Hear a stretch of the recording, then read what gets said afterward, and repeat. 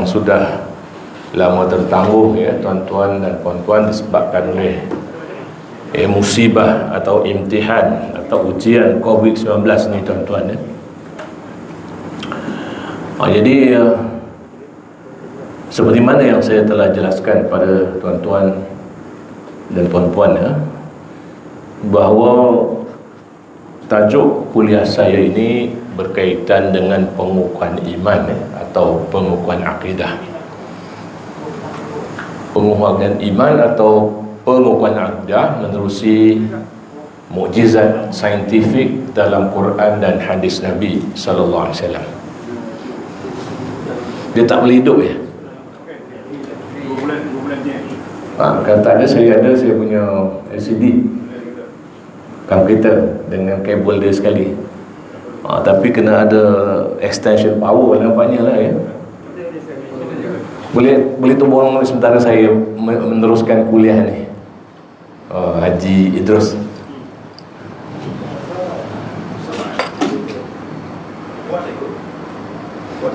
Saya seorang dia hari ni.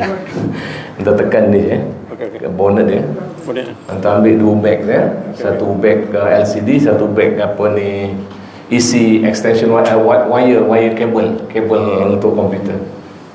Extension kena pakai tak? Extension kena pakai. Apa dia? Extension kena pakai. Ini? Boleh pakai ni boleh. Saya bawa je sana, saya tak ada extension. Jadi tuan-tuan dan puan-puan ya,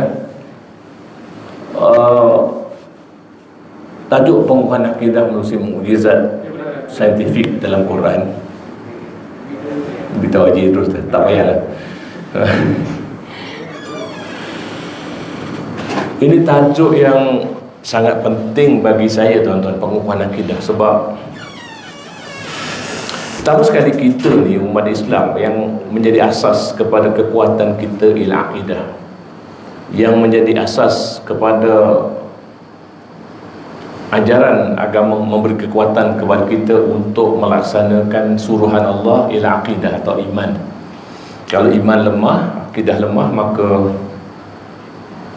kita tidak mampu untuk melaksanakan suruhan Allah Subhanahu wa taala. Itu saja tuan-tuan ya. Sebab itu tuan-tuan ya, dalam Al-Quranul Karim Allah Subhanahu wa taala memulakan ayat-ayat syariat, ayat-ayat perintah dengan ungkapan ya ayyuhallazina amanu, wahai orang yang beriman.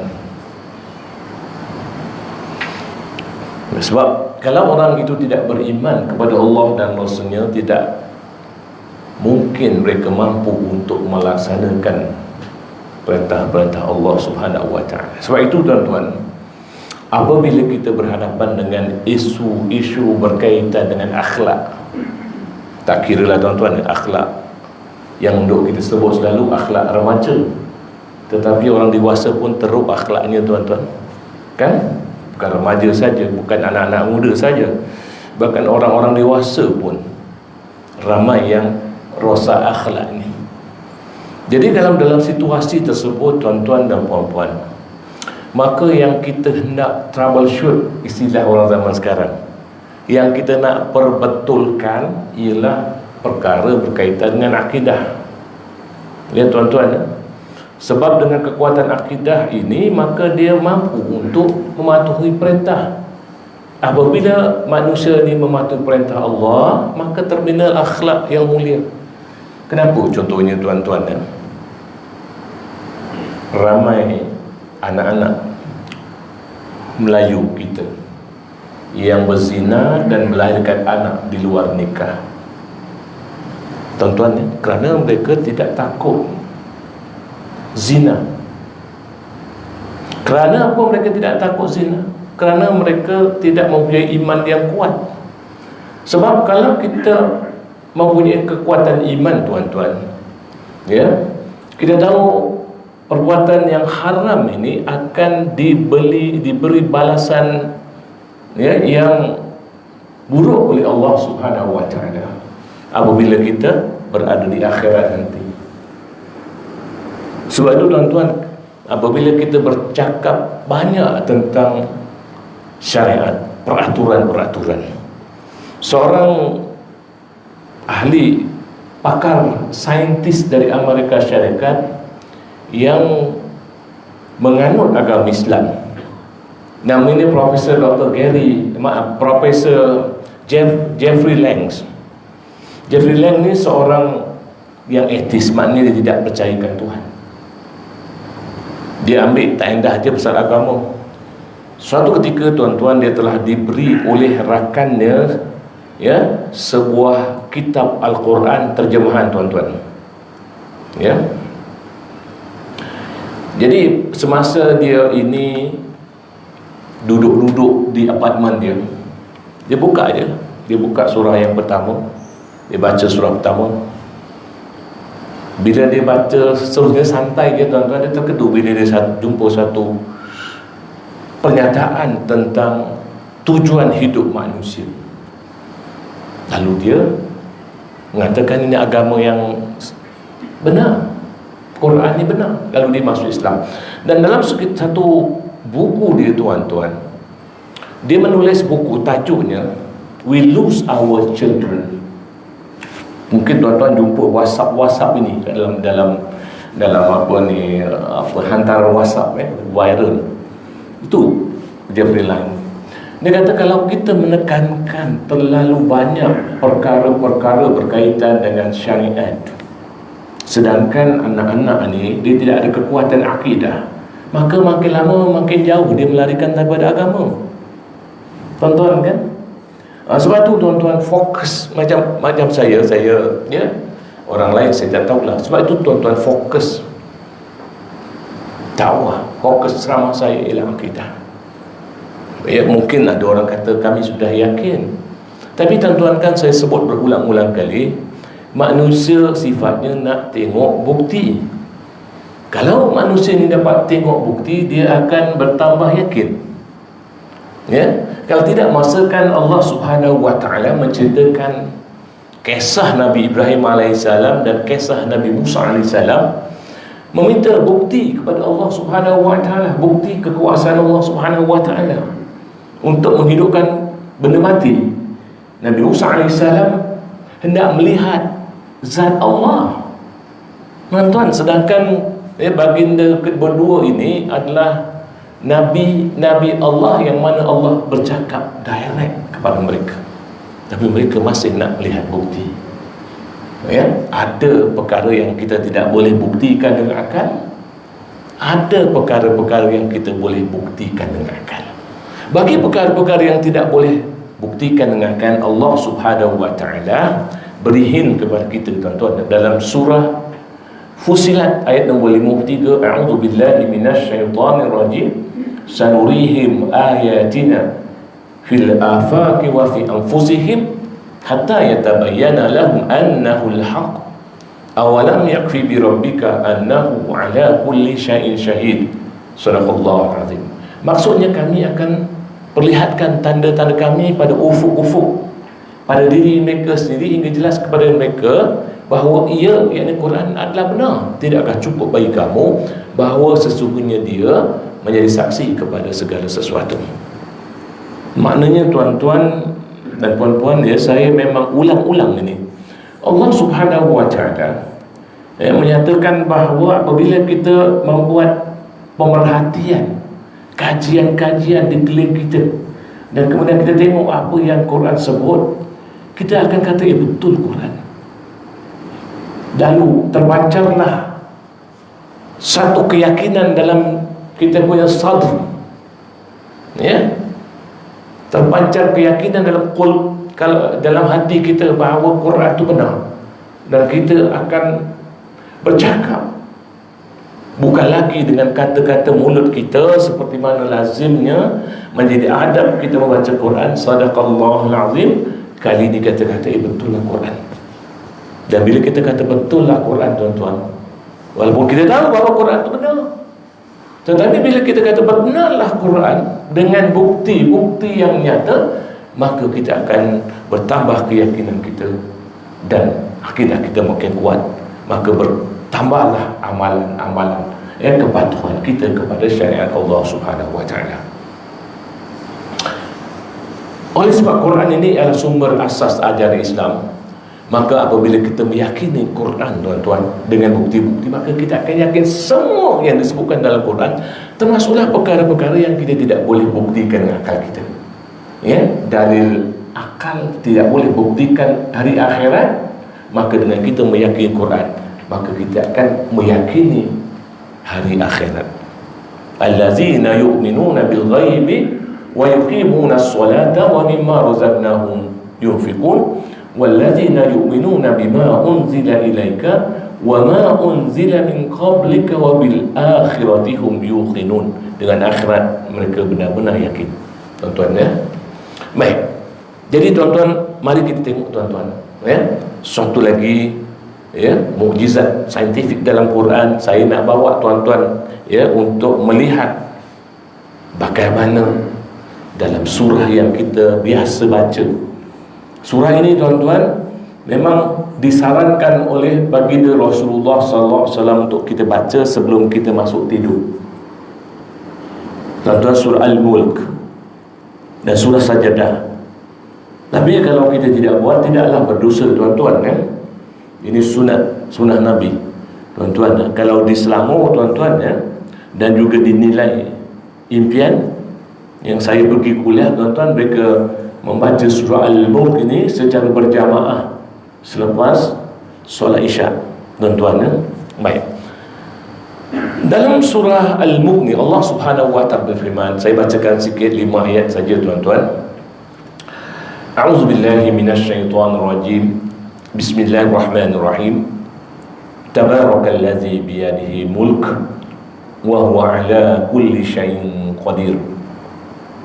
Alladzi khalaqal mauta wal hayata liyabluwakum ayyukum ahsanu amala wa huwal azizul ghafur. Alladzi khalaqa sab'a samawatin tibaqa ma tara fi khalqir rahmani min tafawut farji'il basara hal tara min futur thumma arji'il basara karratain yanqalib ilaykal basaru khashi'an wa huwa hasir. وَلَقَدْ زَيَّنَّا السَّمَاءَ الدُّنْيَا بِمَصَابِيحَ وَجَعَلْنَاهَا رُجُومًا لِلشَّيَاطِينِ وَأَعْتَدْنَا لَهُمْ عَذَابَ السَّعِيرِ. Sadaqallahu alazim. Tuan-tuan, kita sering membaca, tuan-tuan perasan tak dalam ayat nombor 3 Allah Ta'ala suruh kita kaji alam. Tengok, sebab Allah Ta'ala yang menggunakan dhamir ini ganti nama kedua.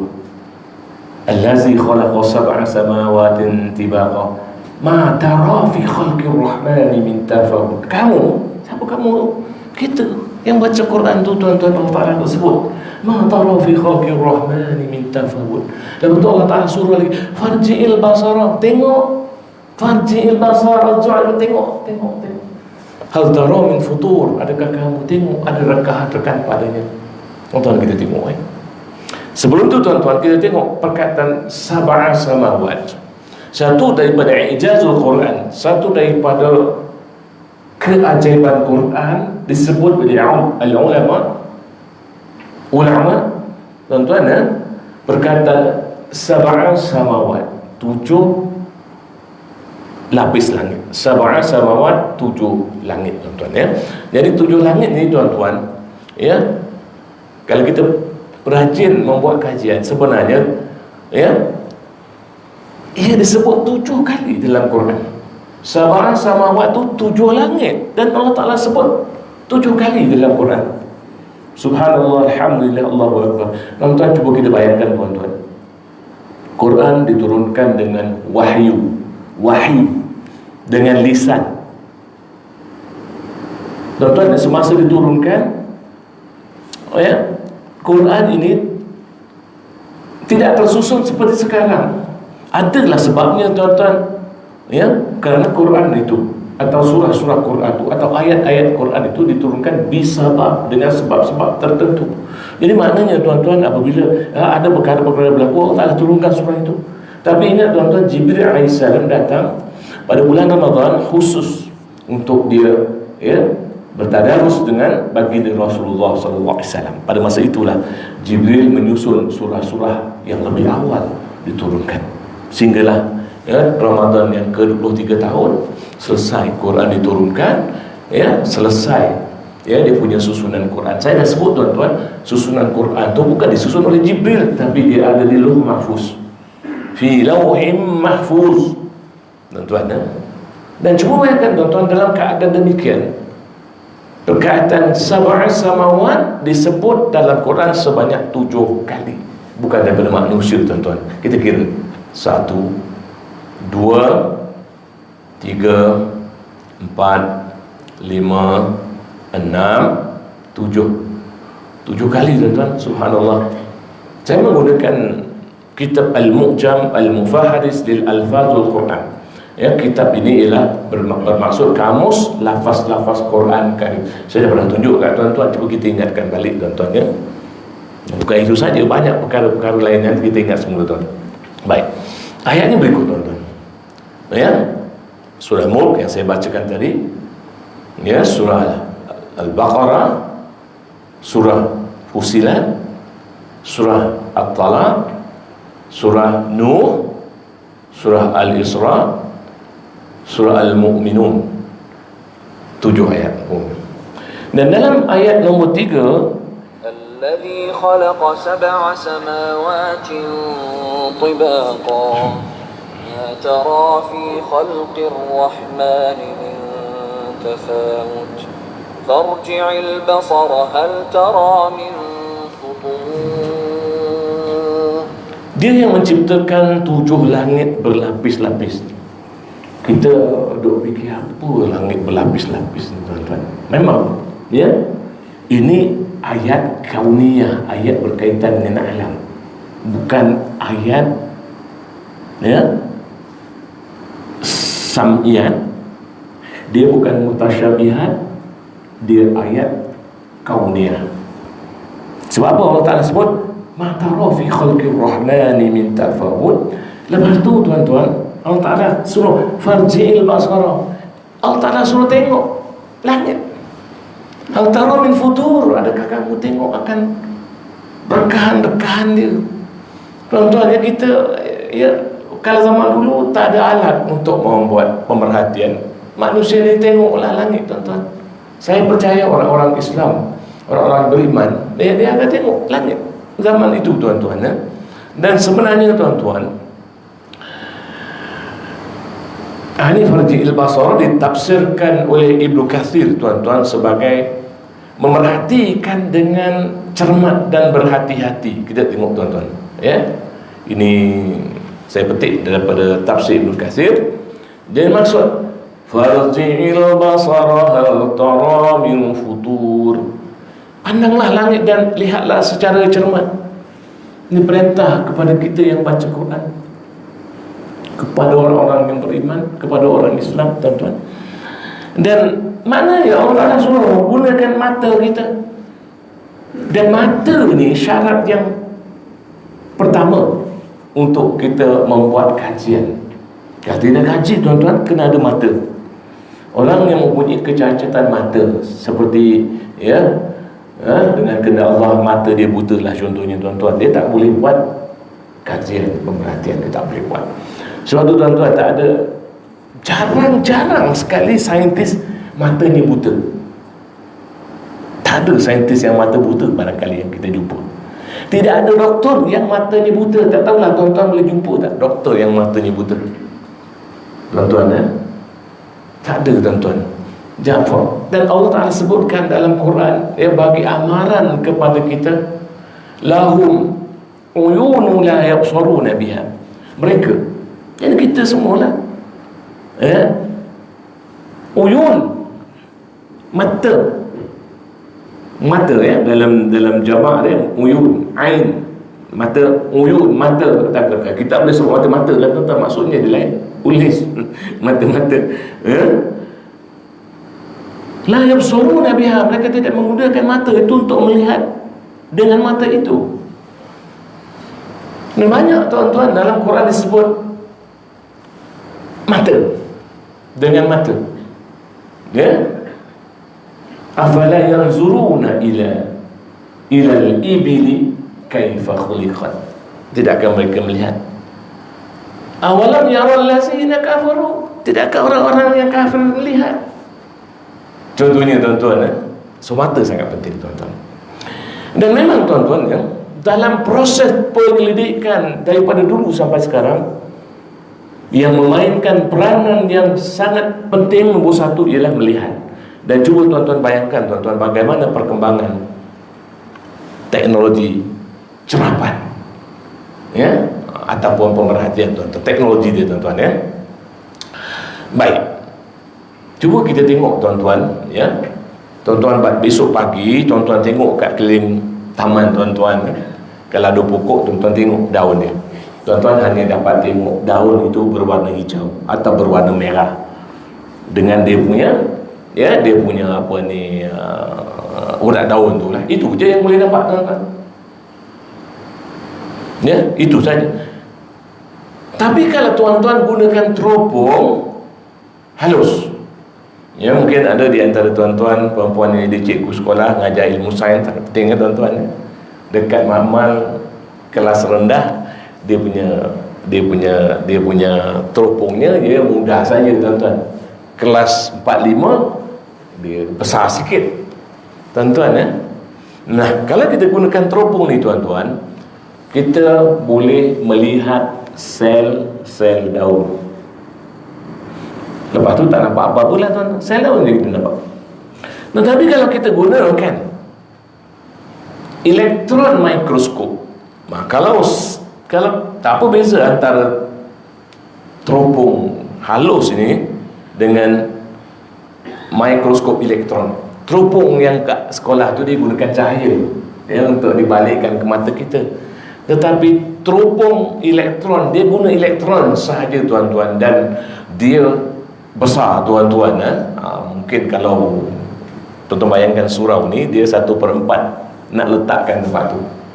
Baik, bila gunakan elektron mikroskop tuan-tuan, dia boleh nampak organel. Organel ni apa dia? Benda-benda yang paling halus dalam sel. Contohnya, saya percaya tuan-tuan tahu, tapi saya nak sebutkan dah tuan-tuan. Kita boleh nampak mitokondria, kita boleh nampak lysosom, kita boleh nampak ribosoma, kita boleh nampak endoplasmic reticulum. Contohnya lah tu tuan-tuan. Itu istilah sains, tak apa tuan-tuan, tak payah ingat, tak apa ya, bukan ada periksa pun.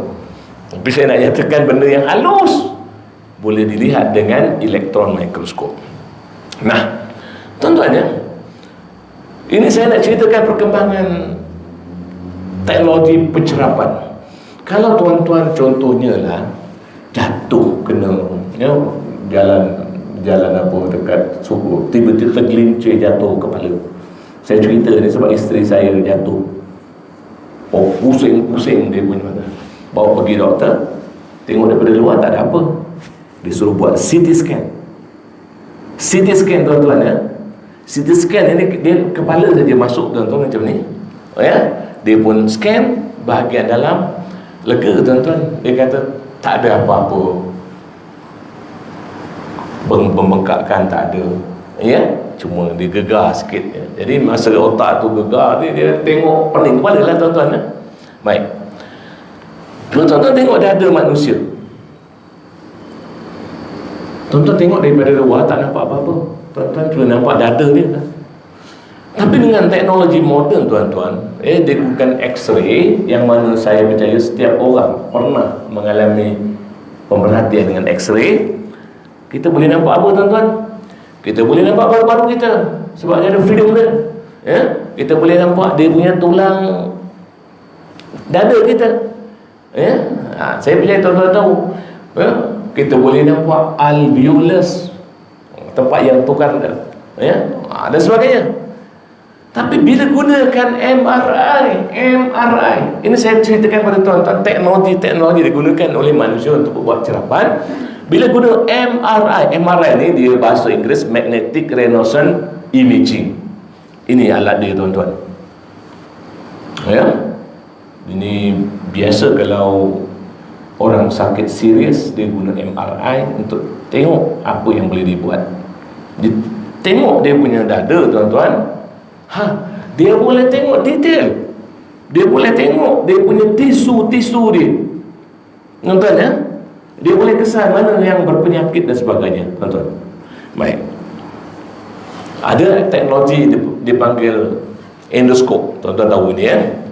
Nah, tuan-tuan, sekarang kita berhadapan dengan coronavirus COVID-19.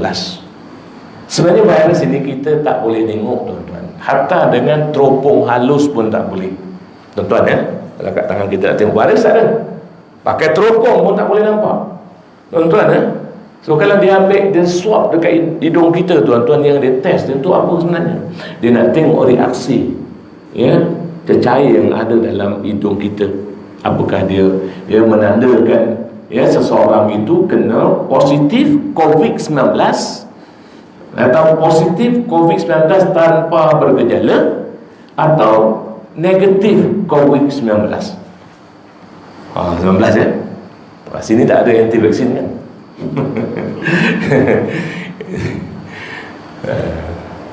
Ramai punya orang anti vaksin ni, tuan-tuan. Saya kata, alah, kamu kecil-kecil dulu pun dah disuntik dengan vaksin polio masuk dalam mulut. Vaksin apa lagi tu yang cacar. Dan kalau tuan-tuan ada anak kecil, tuan-tuan jadi bapa, berapa kali tuan-tuan hantar anak untuk vaccination. Dah jadi tua-tua, kenapa dia tolak vaksin? Takut nanti kalau kena cucuk vaksin mati dalam masa 2 bulan. Macam mati ni ya, orang yang menentukannya tukang mengatakan vaksin ni tak ada baik. Minta maaf tuan-tuan kalau ada yang anti vaksin. Saya rasa tak ada kot, semua dah kena vaksin ni kan. 2 dos pula tu kan. Ya. Jadi tuan-tuan, untuk melihat virus dia kena guna elektron mikroskop. Nah, tuan-tuan, bila dia guna elektron mikroskop, dia boleh nampak dia punya virus itu dia ada dalam sel. Dia numpang kat situ, tuan. Macam anak panah tadi, itu coronavirus, tuan-tuan. Habis ini apa dia, tuan-tuan? Ini lukisan saja, tuan-tuan. Tuan-tuan tengok TV, ini virus. Tak, ini lukisan coronavirus. Coronavirus ni tak ada warna, tuan-tuan. Dia tidak ada warna. Baik. Sekarang apa kaitan dengan apa yang saya nak sebutkan tentang Sabah Samawat, tuan-tuan? Hai, kita tengok. Kalau suruh kita tengok langit dalam ayat nombor 3 surah Al-Mulk, farji'il basara hal tara min futur, irji', kembali, tengok kembali. Adakah kamu tengok dia punya rekahan? Kalau tuan-tuan keluar daripada sini tengok kawasan lapang waktu malam yang tidak ada awan mendung, tuan-tuan akan nampak bintang-bintang. Kalau tak ada bulan hari gelap lah, tuan-tuan akan nampak bintang-bintang dekat langit. Itu saja. Tuan-tuan tak dapat tengok detail dia, tuan-tuan tak akan dapat terperinci dia. Dan bilangan bintang yang kita boleh tengok, kita pukul rata semua bintang, tuan-tuan, ialah 9,000. Kita tengok itu 9,000, tuan-tuan. 9,000 ikut kawasan ini ya 9,000. Baik. Dan ada bintang yang paling hampir dengan kita punya matahari kita dalam galaksi Bima Sakti. Bintang yang paling hampir dengan matahari kita dipanggil Alpha Centauri. Dia punya jarak dengan matahari kita 2 juta tahun cahaya. 2 juta tahun cahaya, tuan-tuan. Tahun cahaya ialah perjalanan cahaya dalam masa 1 tahun, tuan-tuan. Dan dalam 1 saat cahaya bergerak 299,000 km per saat. Cuba bayangkan betapa jauhnya, tuan-tuan. Itu kita boleh tengok dengan mata kasar. Baik, tuan-tuan, tetapi perkembangan teknologi manusia yang mana kita semua ketinggalan, tuan-tuan. Masya Allah, tuan-tuan, kita ni umat Islam ketinggalan. Orang-orang Eropah, saintis-saintis, walaupun saya tidak menafikan, tuan-tuan, ada saintis-saintis kita yang duduk dekat NASA, NASA, Pentadbiran Angkasa Lepas Amerika Syarikat. Antaranya ialah anak kepada Mufti Negeri Pulau Pinang yang sekarang, Dr. Wan Salim. Anak dia itu pernah kerja di sana, lepas tu dia balik kerja kat Malaysia. Dia kerja di NASA, tuan-tuan. Dan ada beberapa orang lagi, ya. Tapi kita tidak memiliki dia punya institusi pendidikan tersebut, tuan-tuan. Dan tuan-tuan, mereka mempunyai berbagai jenis teleskop yang diantar ke angkasa lepas, tuan-tuan. Kita gunakan teleskop ni, tuan-tuan, ya, kita boleh nampak lebih jelas lah, ya. Lebih jelas, lebih jauh. Tetapi kalau dia gunakan teleskop, kalau tuan-tuan tengok di situ, tuan-tuan, berapa banyak teleskop, tuan-tuan, ya. Ini semua ada di angkasa lepas, ya. Ya, saya nak sebutkan satu-satu, ya. Teleskop Spectra, R, Planck, Herschel, Spitzer, Hubble, Kepler, Galax, Chandra, Nusta, Swift, Fermi. Ini di antara teleskop yang ada di angkasa lepas. Dan sekarang ni, ya, saintis di Amerika Syarikat menghantar tahun 2021 menghantar satu teleskop yang terbesar pernah dicipta. Nama teleskop ialah James Webb Teleskop, yang nak tengok, ya, permulaan kejadian alam semesta. Tuan-tuan, saya tunjuk. Bila dia guna ni, tuan-tuan, ya, ini teleskop Spitzer. Dia ada kat angkasa lepas, tuan-tuan. Teleskop Spitzer inilah yang mengesan satu nebula. Nebula, ya, tuan-tuan. Saya akan jelaskan, ada kuliah akan datang, saya akan jelaskan nebula, tuan-tuan, yang mana dia boleh jadi mengeluarkan sinaran yang boleh menembak, tuan-tuan, ya. Teleskop inilah yang mengesan sebiji nebula yang bentuknya seperti bunga mawar yang berkilat, yang Allah Ta'ala sebutkan dalam surah Ar-Rahman, A'udzu billahi minasyaitonir rajim, fa idza syaqqatis samaa'u fakanat wardatan kaddihan. Apabila langit itu terbelah, ia seperti mawar, ros lah, kan, tuan, ros yang berkilat. Ini dalam surah Ar-Rahman tu, kan, ayatnya pendek-pendek, ya, tuan-tuan, ya. Marajal bahraini yaltaqiyan bainahuma barzakh la yabghiyan. Itu ayat saintifik, kita cerita kemudian, tuan-tuan, ya. Baik, ini teleskop Planck. Kemudian ini teleskop Kepler. Ini teleskop Chandra, ya. Ini teleskop Hubble. Nah, teleskop Hubble inilah, tuan-tuan, yang berjaya mengesan gerakan warna merah daripada jauh, dan warnanya makin menghampiri teleskop tersebut. Dan ia ditemui oleh Edwin Hubble, seorang saintis astronomer di Amerika Syarikat. Dia melihat dengan dia punya teleskop yang diletakkan di bawah, di atas bumi. Dia tengok pergerakan cahaya daripada jauh, tapi tak sampai-sampailah, tuan-tuan, ya, sebab dia terlalu jauh. Dia 12,5 bilion tahun cahaya. Dia nampaklah benda tu bergerak. Dia panggil pergerakan itu sebagai anjakan warna merah. Tuan-tuan, saya nak bagi tunjuk anjakan warna merah ni macam lah anjakan suara, tuan-tuan, ya. Tuan-tuan pernah tak berselisih dengan apa ni, ambulans? Ambulans ni kalau dia bawa pesakit, dia akan bunyi, tuan-tuan, daripada jauh dia akan bunyi untuk dia bagi jalan, ya. Lepas jauh kita, sampai kat kita, dia plus, lepas tu dia pelan, nampak, ya. Lepas tu bila dah jauh ke atas, dia makin sayup-sayup, tuan-tuan. Itu suara, itu dipanggil anjakan suara yang ditemui oleh saintis Edwin Hubble ini. Anjakan warna merah yang menunjukkan ia berasal daripada satu titik permulaan. Kejadian alam semesta ni dia bermula dari satu titik permulaan. Allah sebutkan dalam Quran, tuan-tuan, ayat nombor 30 surah Allahumma shalli ala Muhammad, surah Al-Anbiya. A'udzu billahi minasyaitonir rajim. Awalam yaral ladzina kafaru anna as-samawati wal arda kanata ratqan. Tidakkah mereka yang kafir melihat bahawa langit dan bumi pada suatu ketika yang lalu adalah satu yang padu? Kanata ratqan, satu yang padu. Kemudian Allah Ta'ala sebut fafataqnahuma, dan kami pisahkan antara keduanya. Kenapa keduanya tuan-tuan? Allah Ta'ala cakap dengan kita di muka bumi, kita manusia yang bumi, sini dan sana, mana kelilinglah. Wa ja'alna minal ma', dan kami jadikan setiap benda hidup daripada air. Tuan-tuan, seorang kawan saya yang mengajar sama-sama di pejabat yang sama dengan saya di UKM, dia masuk Islam. Dia orang putih daripada London, tuan-tuan. Saya tanya dia, macam mana orang Muslim cakap bahasa Inggeris lah. Dia kata ayat ini, ayat 30 surah Al-Anbiya, menyebabkan dia masuk Islam sebab dalam ayat tersebut dia kata, Quran mengatakan bahawa setiap benda hidup jadi daripada air. Very very scientific, kata.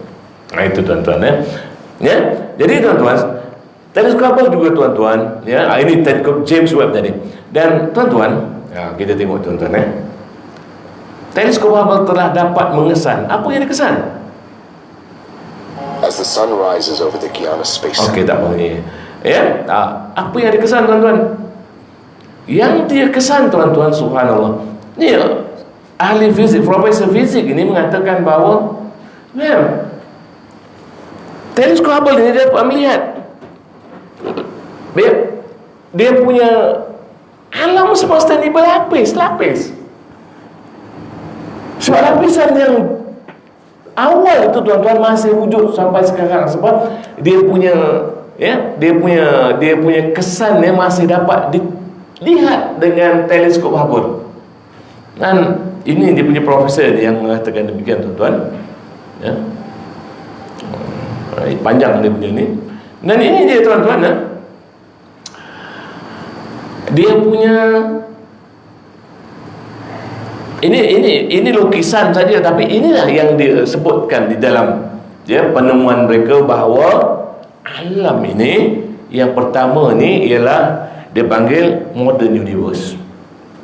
Dan modern universe ini semua galaksi-galaksi yang sudah matang, tuan-tuan, semua galaksi yang sudah matang, tuan-tuan. Kemudian yang keduanya ialah dia panggil Hubble Deep Field, bahasa Inggeris lah tuan-tuan. Yang ketiganya ialah Hubble Ultra Deep Field. Lepas tu first galaxy, galaksi pertama, first star, bintang yang pertama, dark ages, zaman gelap, dan radiation era.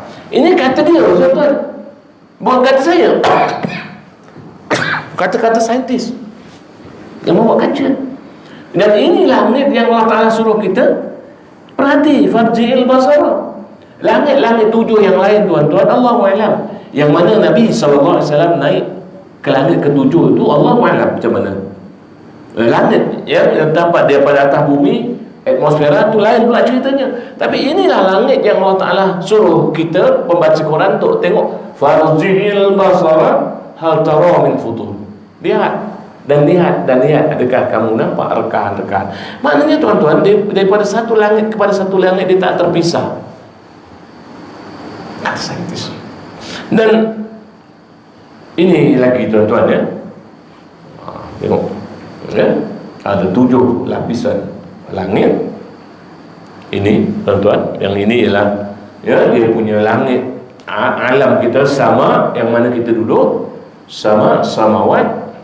Dan ini langit modern yang barangkali Allah Ta'ala sebutkan dalam Quran, الدنيا بمصابيح وجعلناها رجوما للشياطين وأعتدنا لهم عذاب السعير.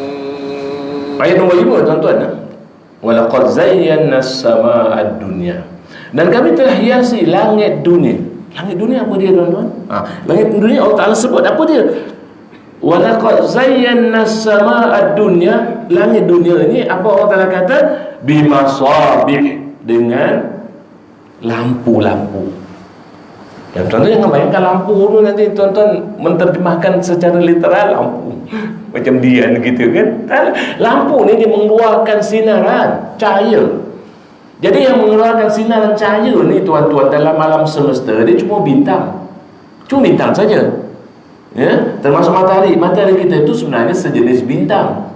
Dan bintang-bintang tu berkelompok, dan kelompok-kelompok bintang yang banyak tu jadilah dia galaksi.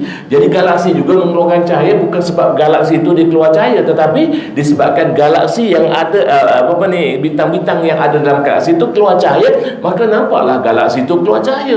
So bintang, ya. So alam yang mana kita berada ni, ya, sama dunia ini ialah langit ataupun alam yang dipenuhi dengan bintang-bintang. Itulah dia, tuan-tuan. Subhanallah, ya. Dan insya-Allah pada kuliah akan datang saya akan tunjukkan bagaimana bintang-bintang ini sebenarnya menjadi waja'alna rujuman lisyayatin, menambah punca kepada rejaman kepada syaitan-syaitan. Wah, tuan-tuan, ya, insya-Allah. Jadi saya rasa cukup dulu untuk malam ni. Jadi tuan-tuan, saya sebelum saya tutup, saya nak iklankan, kalau tuan-tuan berminat lah, ya. Jadi sekarang ni tengah susah, semua orang tak ada kerja. Anak saya kerja Asia pun kena berhenti, ya. Orang Jawa kata pakal dapat kerja dekat Masjid Bandaraya Seremban, ya. Dan isteri dia tak ada buat apa, dia pun buat pecel Jawa. Pecal, tuan-tuan, dia buat dia punya ramuan tu. Kalau tuan-tuan berminat, nanti saya keluarkan. Tak ada yang berminat pun tak apa, ya. Cuma harganya RM12 saja. Itu pecal, tuan-tuan, ya. Kalau ada orang Jawa memang dia carilah. Ya. Jadi satu lagi tentang yang saya bawa buku saya tu, tuan-tuan, dapat recommendation daripada orang ramai, ya. Untuk di siapa-siapa yang tak ada ni, kalau nak beli, saya boleh keluarkan. Mungkin ramai yang dah beli pun, ya.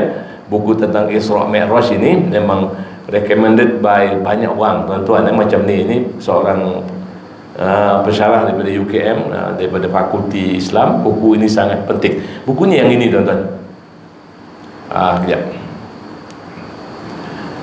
Buku yang ini, tuan-tuan, ada saya rasa. Tapi siapa-siapa yang belum ada, kalau nak dapatkan ini, saya akan keluarkan tadi, ya. Tengok, buku ini sangat penting dan patut dimiliki, iaitu sebagai rujukan ilmuwan Islam dan para penceramah, kerana ia dihidangkan dengan fakta-fakta sains yang kukuh berkenaan mukjizat besar Nabi Muhammad SAW dalam peristiwa Isra' dan Mi'raj.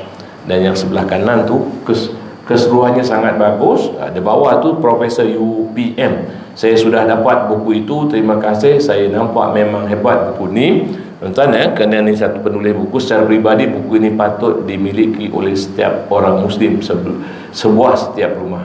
Dr. Ismail ni jadi ahli wadah, ya, Angkatan Belia Islam Malaysia dululah, tuan-tuan, ya. Dia cuba buku yang syarat dengan hujah Al-Quran, Al-Hadis dan sains bagi menerangkan logiknya berlaku Isra' dan Mi'raj. Patut dimiliki oleh setiap orang. Ini daripada Sabah. Setakat yang dah baca cukup menarik, sebab banyak fakta information baru diketahui, dan juga gaya penulisan yang santai, maknanya mudah difahami. Bawah ada juga kawan-kawan yang dah beli awal dan telah habis baca, komen mereka juga sama. Dan banyak lagi lah, tuan-tuan, ya. Jadi kalau tuan-tuan berminat, saya keluarkanlah. Kalau tak pun tak apa, ya. Saya simpan dia dalam kereta saya. Sekian, aku qauli hadza, astaghfirullah li wa lakum. Wassalamualaikum warahmatullahi wabarakatuh.